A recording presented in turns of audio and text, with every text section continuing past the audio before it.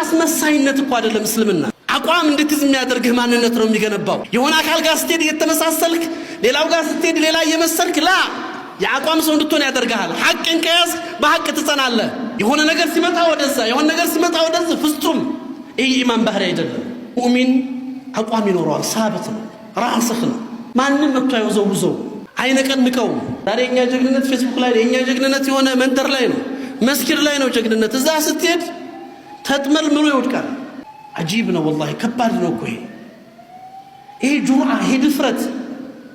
ሰውን ለማውጣት ሰውን ለመስደብ ሰውን ለማክፈር እዚህ አይነት ድፍረት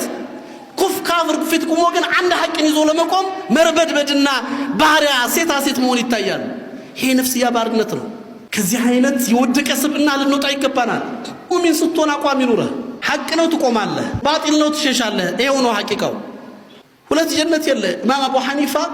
ራፊዳዎች እነዚህ ሺዓዎቹ አግኝተዋቸው ምረጥ አሏቸው ወይ ከህይወትህ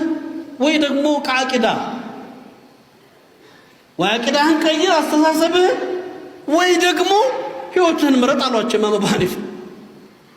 والله አሏቸው ሁለት ነፍስ በነበር ይኖሩ አንዱን እናንተ ጋር ደራደርበታለሁ ሌላውን ደግሞ